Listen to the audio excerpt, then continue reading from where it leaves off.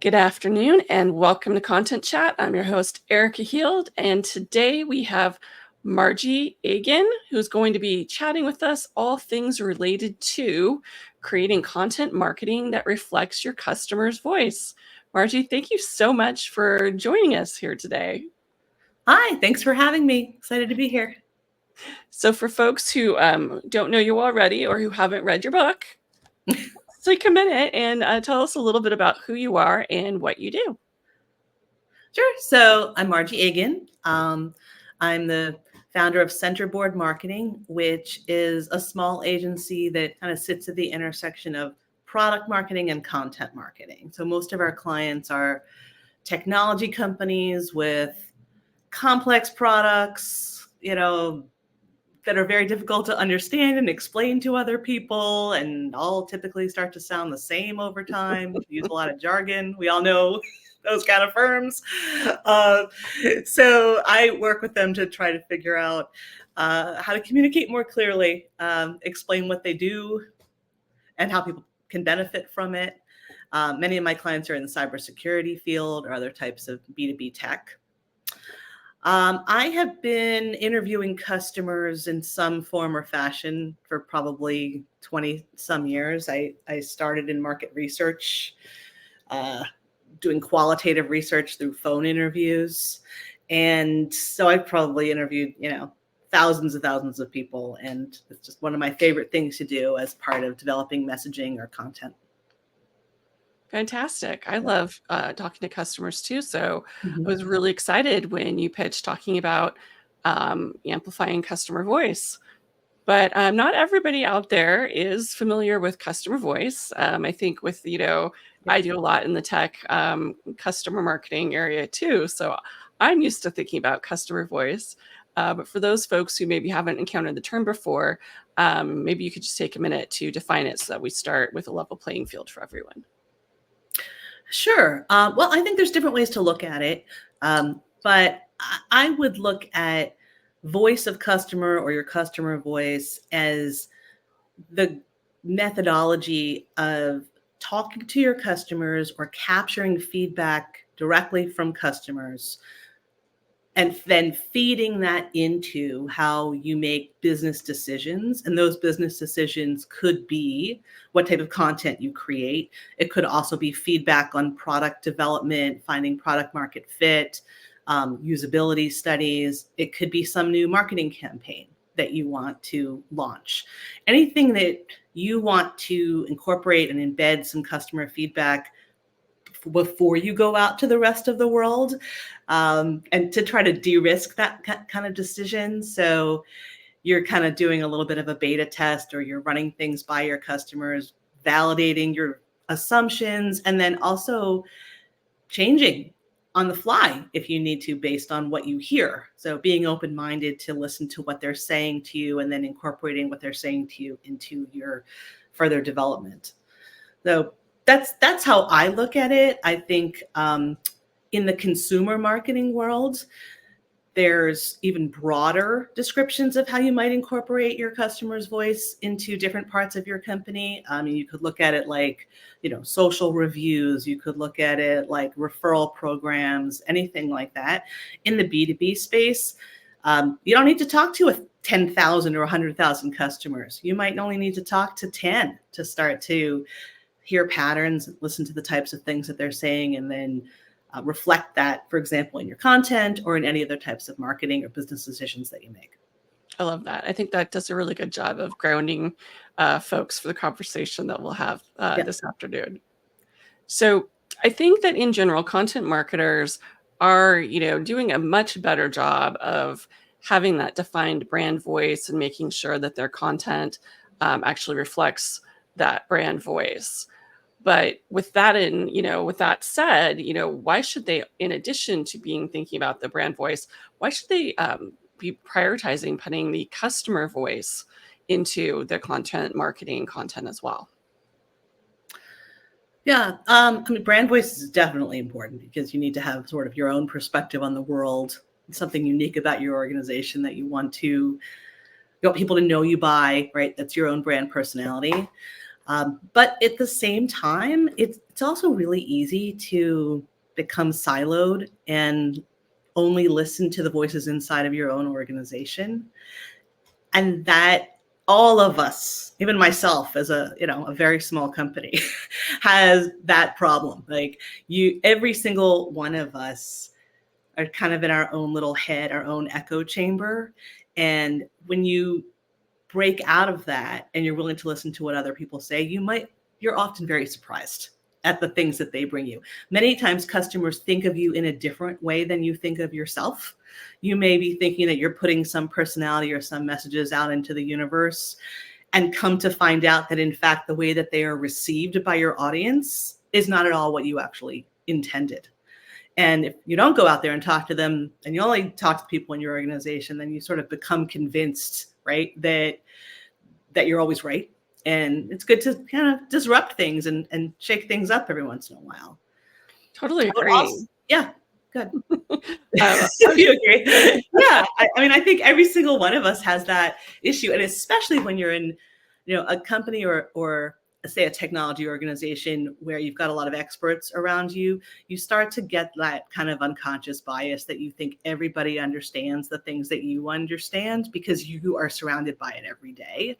So you tend to think in much more complex language or much more complex issues, or you skip 3 steps along the explanation, and not everybody else follows you through all of those stages because they may be not as experienced as you are. So it helps to hear things from other people's perspectives so that you can really hear what they're hearing and not just what you're saying. And I think especially, if you're looking to become found, if you're looking to create content, for people that aren't already your customers, if you adopt the customer voice and really, are amplifying that, then you're so much more likely to be writing about things using the same nomenclature and, answering those really tough questions that you're not going to do if you're just coming from your brand voice messaging points. Yeah, totally. I mean, from an SEO perspective, for example, you may be using some kind of internal language that's just not the way that a question, for example, would be phrased or a vocabulary would be used by a customer. So, example, I have a client in cybersecurity that uses the word dynamic authorization. That's like inside baseball, right? That's like, it's just not a term that is yet commonly used. People might otherwise say something like, access control, right? It's 2 different terms that actually mean the same thing, but one is much more technical and kind of insider terminology, and one is much more common kind of layperson technology or terminology. So it's definitely helpful from an SEO perspective, for example, to be using the words that people might actually be using in their search.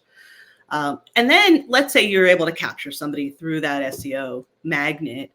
When they land on the page or they land on your content, or they see that subject line in the email that they receive, if they see the language that they commonly use reflected in your content, and I'm literally talking about the vocabulary, right? The words that they use, but also the feelings and the experiences that they have, and the way that they would describe the situation that they're facing, they feel seen, right? They feel understood. They feel like, this company actually gets me and is talking to me. So it demonstrates an understanding that your company actually truly understands your customers, and it just gives them a lot more confidence that you're going to be there as a partner to help them along the way. So for all of those reasons, that's how you can leverage customer voice to kind of close that distance between your brand and your customers. Totally. And, the really obvious example that comes to mind is, as marketers, we're always doing things like creating a buyer's guide, and we like to think of ourselves as consultative partners and all of this. But what people are usually searching for is, like a vendor assessment checklist. Yet we don't want to call it that because we don't want to think of ourselves as vendors. But it doesn't matter, because if that's what people are looking for, that's what they're going to search for, and you're not going to come up. So it's always kind of a good reality check to make sure that we understand how we're being seen ourselves with our marketing. Yeah. And the way they would put, what do I want? What am I looking to do? Right? I Yep. am looking to build a short list. I am looking to evaluate vendors. No one ever says, I'm looking to download a buyer's guide. Except Right? other marketers who want Except other to borrow marketers. your ideas. Internally in the company, like, we should create a buyer's guide. But the way that they might word it might be very different. Yeah. Exactly. So, what are some of the real practical ways that content marketers can learn their customer voice? And, ideally, I'd love to hear some of the scrappier ways, and some of the ways that more mature organizations also go about it so that people can see kind of the trajectory. Well, I'm a big fan of talking to people, right? And even listening to people and talking with people one-on-one or in small groups. And the reason I like that is because you can have follow-up questions, right? So certainly you can do surveys. There's many different, types of customer surveys that you can do. But my favorite way is to have a small group of what I would call in-depth interviews or customer interviews. Again, you could end up with 10 people if these are rich conversations. And the nice thing about conversations is, again, you can actually clarify, you can have a follow-up question, you can ask additional questions that might not have been on your original checklist, but take you in a slightly different direction. So customer interviews, for sure. I record them. And what's great about that, you can record them through Zoom, you can record them through other types of tools, but then you can kind of tag different keywords that you're listening for or categorize them in a way. There's so many AI types of tools now that can give you a transcript and a summary of those calls so that you don't have to manually go through or take scurried notes all the way through. So those are some of my favorite tools. I also think if you are doing a survey, for example, let's say you wanted to do, a survey and try to get 100 customers or something responding, having 10 in-depth interviews that you do, or 5 before, and then maybe you run a survey and you do 5 after, is also a nice compliment, because you can sort of test out your survey questions with a handful of people before you go execute a survey, say, to your entire customer base. And that way, okay, this question didn't land at all. They were completely confused by what I was trying to ask, right? But this other topic came up, and I really need to ask a question about that. So if you do both an interview and a survey, for example, then you can get really rich information from the interviews, but then maybe a little bit more broad information or quantitative information from your survey, and they kind of validate each other. So the scrappiest way, though, I would say is to be a fly on the wall of conversations that are already happening. So let's say your sales team, this is more prospects than existing customers, but I think it can still give you a lot of insights into, again, language of your target buyer or your ICP.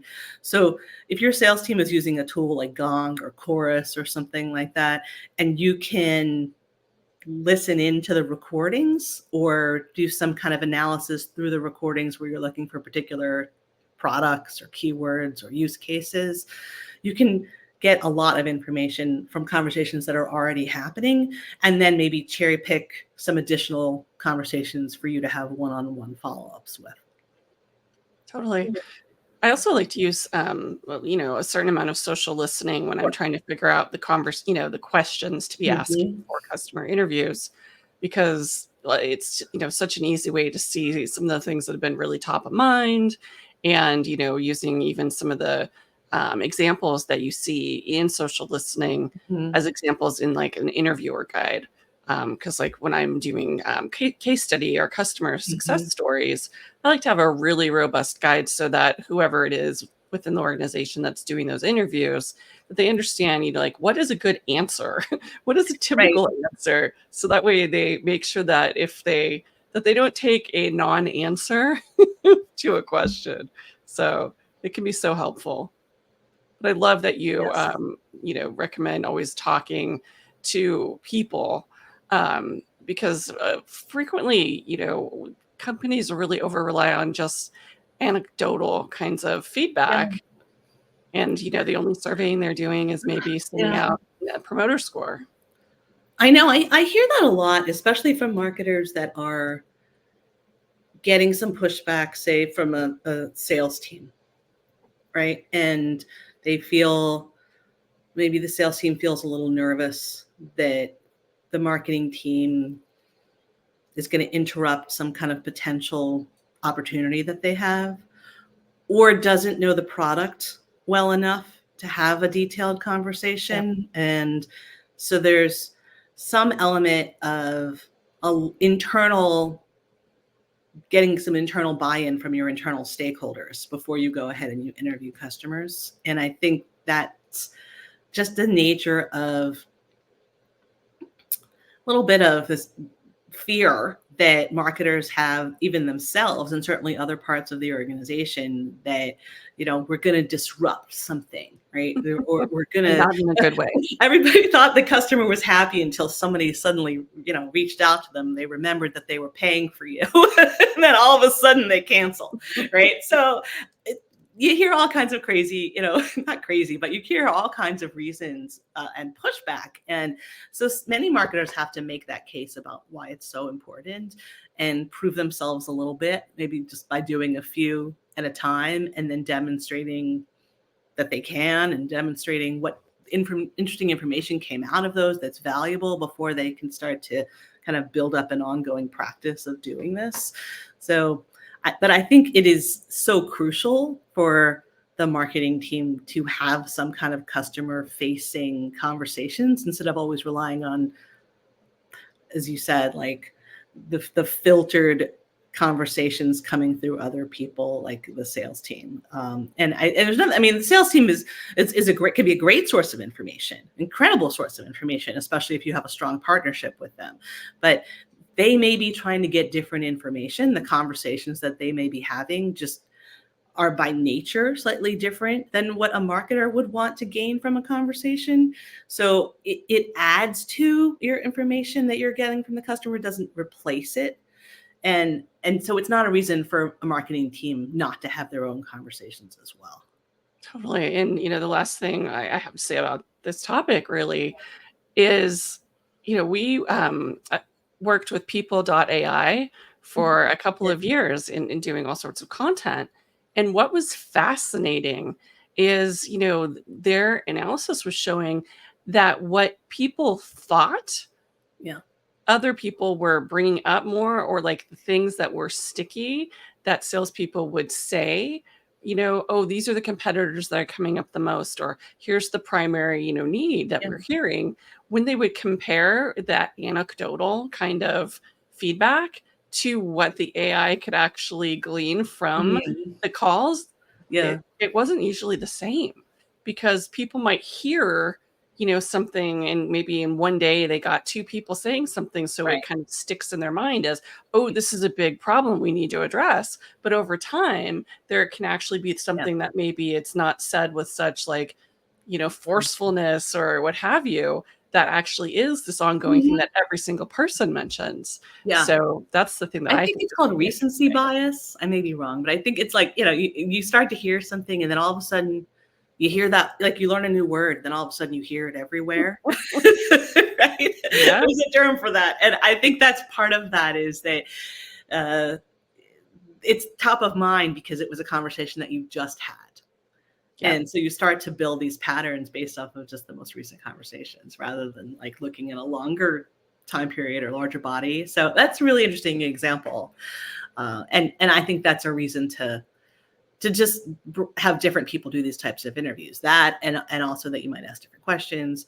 And then showing that data, either showing the data, or one of my favorite things to do is, if you're recording these conversations in some of these tools, you can just take like a little clip of what someone said. Yep. So, or that what 5 people said, right? And you're starting to hear the same thing over and over again. And then you make a little presentation, or you make a sizzle reel or something out of the little clips of people saying over and over and over again, I have this problem. The login experience sucks. The login experience sucks. I really struggled with the login experience. Love everything but the login experience, right? And then for the people that are your internal stakeholders to actually hear that, and they're not taking your word for it anymore. Yeah. Right? While they're actually hearing it, it's much more impactful. They feel a lot more empathy towards their users when they actually hear their voice saying those things. 100%. Yeah. So after you've done these, these 10 customer interviews, what do you do with those insights? How do you kind of put them into your brand voice and your messaging documentation? Well, some of it depends on what your initial goal is, right? So if your initial goal, let's say in that last example, you're working with if the goal is to improve the product experience or the product onboarding experience or something, you're going to ask some specific questions about that. You might get that kind of feedback about logins, and then you're feeding that into the product development process, right? But you could also ask some kinds of questions about their buying decisions. Could be prospects, could be just recent customers, right? Who it's top of mind for them, all the different steps they went through. So if you find out, for example, that, 4 different people were involved in this, typically in a buying decision, maybe one of them is a buying persona you hadn't thought of before. Now you're suddenly realizing, oh, there's a new role emerging in the types of customers I work with. And I've got to think about messaging for them, or I've got to think about ways to reach them. Or you might hear new channels. Maybe everybody is mentioning a particular type of Slack channel or an event, or a blogger that they follow or something that was important for them in their buying decision. Now you're going to have a new channel that's part of your marketing mix that you just didn't know about before. In terms of what I think is one of the most interesting pieces of it is the messaging. We're always struggling to prioritize. Everybody always has too many messages, right?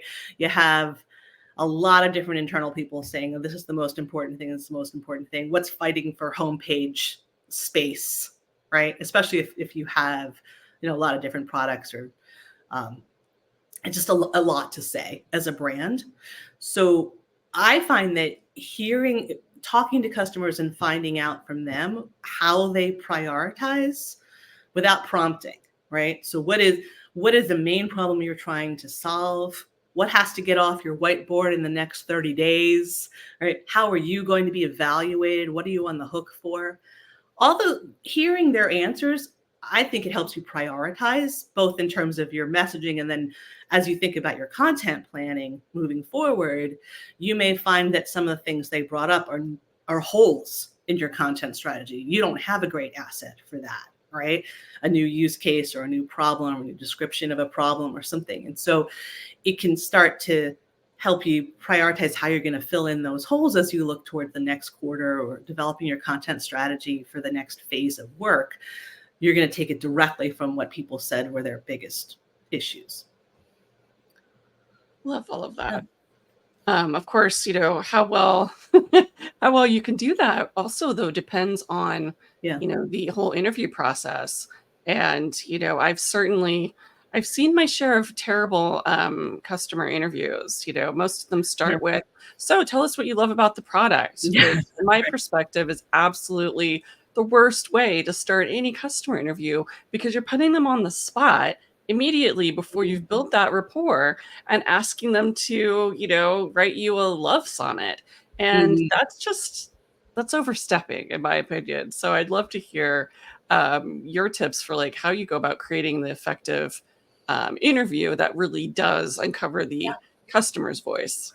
I think it's okay to say at the beginning, to just lay it out and say, look, I want to hear the good, the bad, and the ugly, right? This is not, and to reassure people, this isn't being published, right? We're not going live with this. And even if you are doing a case study, if your goal is to publish, you're still going to tell them, look, some of this can be off the record. You're going to get a review of it before we publish anything. You want them to feel safe sharing any kind of information, right? Whether it's what I love about the product or, what I wish I could change about the product. And just be open to that. So, and maybe you don't get into all those detailed questions in the very, very beginning, but over that course of maybe a half an hour, 40-minute conversation, you're building some trust. So you can get into some of those things that they don't like as well. Yeah. I mean, I like to always start with open-ended and have open-ended questions as much as possible. I mean, you have a discussion list of, a handful of things that you want to make sure that you get to.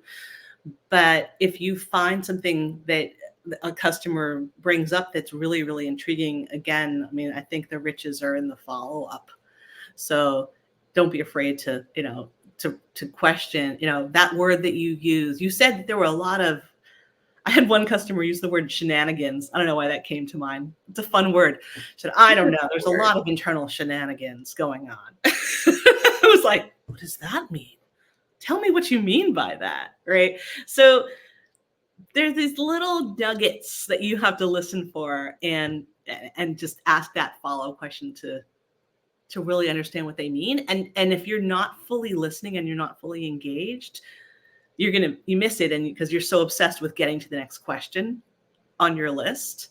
I think that's the hardest thing for me to have practiced, over decades, and I'm still working on that, is, you're thinking about the time. I only have a half an hour, and I have to get to these important things, and to still fully be present enough to actually ask the questions. It's tough balance. Sometimes it's nice actually to have a buddy or like a co-pilot listening as well and saying, go back to that question, when she mentioned that word, or don't forget this, because it's really hard to balance all of those things all by yourself in a conversation. I don't know if you feel that. I mean, even in this podcast, right? You want to be present, and then you're still thinking about the time. Like, it's a lot to manage all in one call. It is. And I'll tell you, typically when I'm creating customer case studies, I usually have someone else be the primary question asker. And then I'm that, the fly on the wall person who then is doing the circling back and, and saying, hey, can we go into this a little bit deeper? I'd really like to understand more. So I play that role a lot for exactly that reason. And also I have been the recipient of the worst ever video case study interview. Yes. I won't name names, but let's just say the person who conducted it was so focused on trying to get the customer to use the brand messaging and the brand's language to talk about things that it was absolutely unusable. And that was sad because it was a Fortune 50 company that had agreed to talk to us. Right. And it was completely unusable. I'm it was picturing it. Would you say that it's usable? You're feeding the information to someone. Yeah, I get it. Why do this? No, I listened to some of these recordings and I think, I wish you'd ask that. Oh, there's a lost opportunity right there. Why did you ask that? But give yourself a little grace. Like, nobody's 100% perfect in these, and I think if you go in with the right spirit, that, especially if it's not for a case study, right? And even if it is, that you don't necessarily have a preconception of exactly what they're going to say. You're not trying to force them to say anything. You're really trying to understand them. If you go in with that mindset, then most everything follows from there, right? Because you're naturally going to be curious and you're naturally going to be interested in what they have to say. And you're not going to be forcing it. And if you have a great conversation, then you can send a follow-up email that says, hey, I didn't get around to asking you this one last question. And they'll give you a great answer back because you're asking for a favor after making them feel heard. So that's absolutely. The best kind. Yeah. And maybe they even end up sending, I've had people after the fact send me data, right? That they couldn't come up metrics. Everyone wants to know, how do you measure success, right? How much time did you save? How much revenue did you gain? How much, whatever it is, whatever is your metric du jour that you want to put in that little upper right-hand corner of your case study. And sometimes I will let customers know. I don't send them all the questions ahead of time, because you don't want to scare them also, and you want to leave some flexibility. But you might say, we're going to cover these 3 things, right? And one of them is metrics. So maybe you give them a little bit of prep time. But most people don't come up with those on the spot. Maybe they're not measuring things in the way that you want them to measure it. And so that often is a follow-up item. But after you've built that trust, to your point. right? At that point, they want to find that information. They're interested in going themselves. Oh, I wonder how much time we did save, right? Let me talk to Bob. And you've got a relationship. So at that point, you can do some follow-up. I think everybody, you probably have some too, some go-to kinds of questions that start to open people up. We talked about open-ended questions, right? Not starting in with, not looking for a yes, no, but actually saying, where would you fall on this spectrum? Or tell me about a time when you XYZ, or, something that is more broad and gives them the mic where they can't just have a quick yes, no answer. That's key. And also I think specificity. So making something feel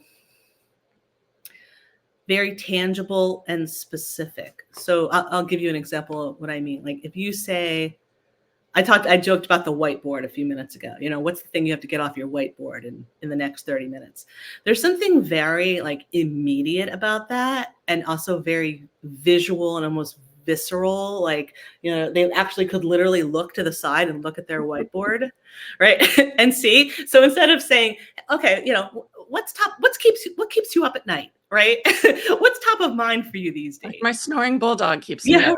Right. To put it in a way that's like, oh yeah, it's on my whiteboard. Or if I was in your last board meeting, if I was fly on the wall in your last board meeting, what kind of conversation would I hear? What would people be talking about? Then they're like in the room, right? They're in the boardroom and they're like, okay, now I can picture myself in this scenario. What was the conversation? So there's something about that's more emotional, I think, when you make it very specific. When you made the decision to buy our product, right? What was it that was different about that day? Why did you decide on that day and not 2 weeks before? Immediacy, specificity just puts people in the moment much more. So you get a more, you just get a more personal message instead of a generic kind of message. I love that. Now, I do more of those kinds of case study interviews, or, working from a transcript of a conversation and figuring out what's missing and really focus on qualitative. But I have worked in a number of large organizations where we did ongoing customer surveying and, audience research. And we would need to put together surveys that did focus on some more of the quantitative overarching trends. So I'd love to hear some of your tips for how you can use those kinds of surveys to learn more about content preferences and the customer voice, because it's hard, because if you go out and you ask 10 qualitative questions that you send out to 1,000 people, then you get back something that even with AI is a little hard to figure out the trends and parse. Yeah. Well, I can think of a recent example that I did with a messaging survey. And I can see this being used also with kind of a content strategy or content topics. One key is of a quantitative survey often is to give people something to compare. So for example, in the messaging survey, let's say you have a new boilerplate or blurb or tagline or something that you want to test.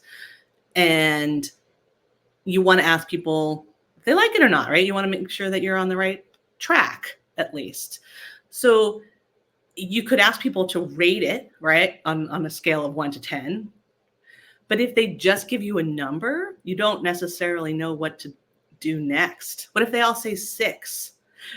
Right? What do I do? Like, they sort of like it, but I don't know what they don't hate it, but they don't love it. But they don't love it, but we don't know why. We don't know what part, right? And we don't really know how to fix it. So you could still make a quantitative survey if you had, for example, 2 different taglines that you were considering.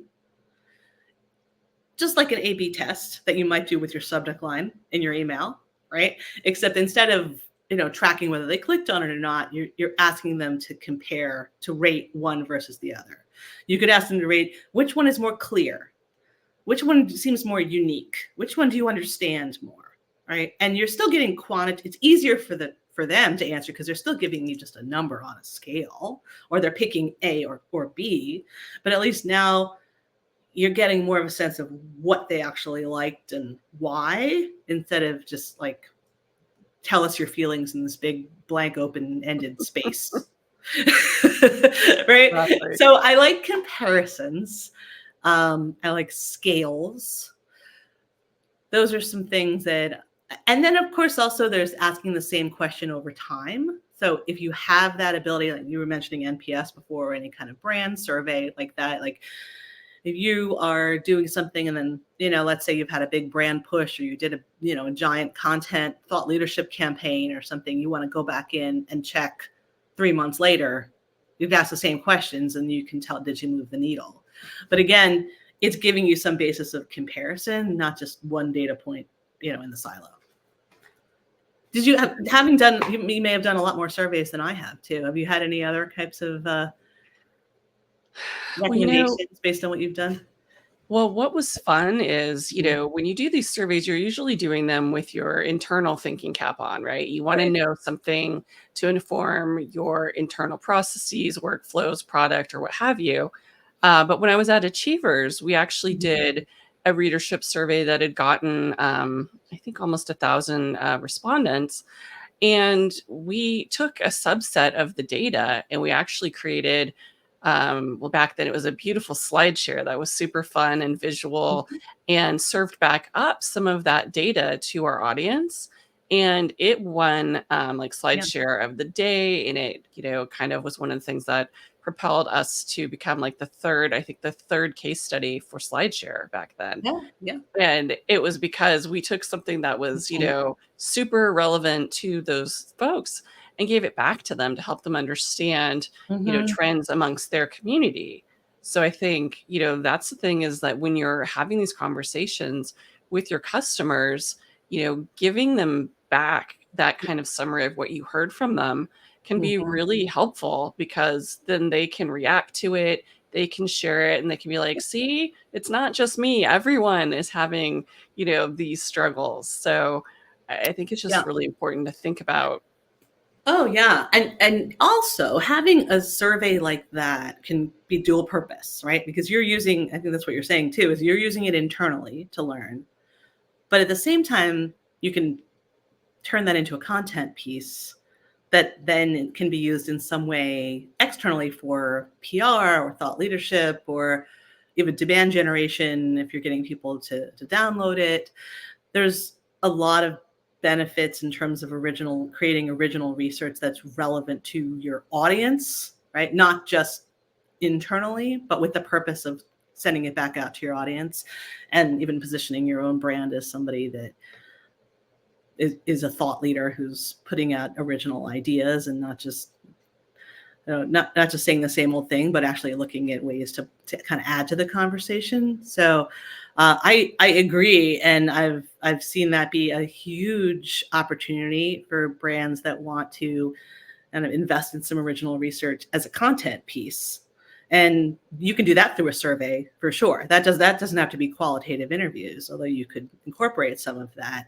But if you talked to, a couple hundred people, or you surveyed a couple hundred people that were representative of the type of buyers that you wanted to attract, and you asked questions that are controversial, or that are, they also want to know the answers to, what are people spending money on in the next quarter, right? Where do they see the biggest barriers towards their success, or any kind of question that their peers, they want to know what their peers think. They want to benchmark themselves against their peers. That's definitely interesting to all of your buyers and the people who cover your buyers, like any media that's interested in your industry. So I love that idea. And I think that there's definitely opportunities to use the research as content, external content, not just as well as for your own internal learnings, but for external content creation. I think, folks frequently always think, oh, it's got to be one or the other. And it's like, no, it can be both, because you don't have to share all of it. That's true. You're in charge.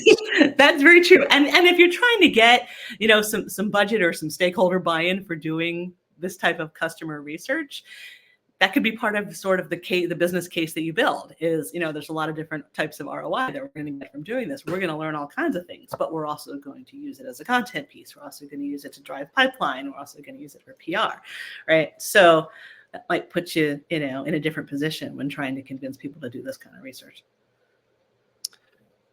We have about 20 minutes left, so Okay. I think now's a good time to talk a little bit about one of my favorite topics, which is customer case studies. And, my background was magazine journalism. Okay. And so I love interviewing people, hearing their stories, and then, putting them together in a beautiful narrative that makes them look awesome and, helps people really relate to them and connect. So, of course, I love doing customer stories that do the same thing. And imagine my surprise at how frequently I've gone into organizations and asked, to see their case studies. And what they hand over is usually at best a use case. Yeah. That's all about the brand. It's all about the brand's products. And then there's, one really generic, boring quote from the customer at the top and one at the bottom. And I'm like, that is not a customer story or even a case study. It's terrible. So, I would love to hear from your perspective, how content marketers can do better and really tell those rich customer stories that reflect the customer voice. Yeah. Boy, yeah, you hit on a lot of points there. I think there's a lot of different challenges with that. For some companies, it's hard even to get the customers to agree to do a case study. I mentioned I work in cybersecurity, and cybersecurity people are very circumspect. They don't necessarily want to reveal the tools that they're using to protect their organization. So it takes a lot to get them to do a case study. And when you finally have that opportunity, you want to make the most of it, right? Versus, for example, marketers love to talk, right? Marketers would be happy and willing, most likely, to do case studies and share their stories. But some industries are a lot harder than others. So I guess one of the things I would say is choosing them carefully. Not all case studies are created equal. You ideally are looking for a case study that the company, as far as right, has had a positive experience and has had some return on their investment and has tackled a use case that you believe is important to your company or maybe is emerging or a place where you shine, right? So if you had 100 companies to choose from and you're going to put the effort in, looking for one that is sort of representative of what you want to put out into the world, that's a first step, I think. Also, that they have somebody within the company that can really speak to their experience. And that, I think, is where, like what you're talking about as the example, kind of falls short, because somebody can talk about at the company level, very generically high level, but what really makes that connection with the prospective buyer is seeing somebody like themselves and an individual person who is maybe in the same position that they are before they decided to go and find a vendor to solve their problem, right? So put another way, focusing on the person within the company, not just, X brand implemented Y technology in order to achieve, Z, but actually Bob, Susan was worried about this, and these are the steps they went through. Here's how they made the decision, and here's their new reality in their day-to-day life. It could be still business goals, right? Maybe that person now gets to leave early on Thursdays, or maybe that person got promoted, or maybe that person was able to drive alignment in their organization, and now they feel very excited and happy. Seeing one person's journey can sometimes be more impactful than just seeing like the brand implemented this technology and benefited at a very high level. So if you could find a person and get kind of more personal with them and actually hear their individual story, I actually think that's more impactful than many of these like high level stories that focus on even a well-known brand, is actually focusing on the individual. I think the thing that's, can really be helpful for that is make sure that you don't just get handed off to whoever that Right. stakeholder was or the person who signed the contract. Yeah. Because while they can frequently articulate, what it was that made them decide, okay, we'll put budget against this, they're Mm-hmm. not going to be the one who probably was part of the day-to-day, implementation User. or the, change Right. management. But when you have both of those people, Mm-hmm. the person who was actually in there making it happen and working with your company, like you're going to get such better content from it. Yeah. So And you're going to get different perspectives, right? You're definitely going to get different perspectives. And a lot of times, if time has passed, many times one person does not know the whole story, right? Oh, I wasn't here when the first decision was made, or, yeah, then I handed it off, as you said, to so-and-so, and it's actually the user is a completely different person than the person who was the buyer. So getting a couple people who can speak to that can give you different angles. I think that's really important. And ultimately, it's okay. It's okay if they went through some struggles, right? that's It's human. okay if it's okay if they say, we went down this road and then we decided that we needed to implement it in this other way because we had to integrate with this tool. That's actually really valuable for a prospective customer to know. Not everything is like roses all the time. We want to Yeah. know really what their experience was like. And again, to your point, you don't have to use everything, but you may use one thing in different ways. You may end up with, one case study on your website and another that's a video snippet that's on social media and a testimonial in a third place. So once you have one conversation, you can slice and dice it in many different ways. So I think talking to a couple different people is, if you have the opportunity to do that, definitely valuable. Yeah, those have been all like some of Yes. my very favorite pieces. I mean, from an editing process, it's a lot more difficult.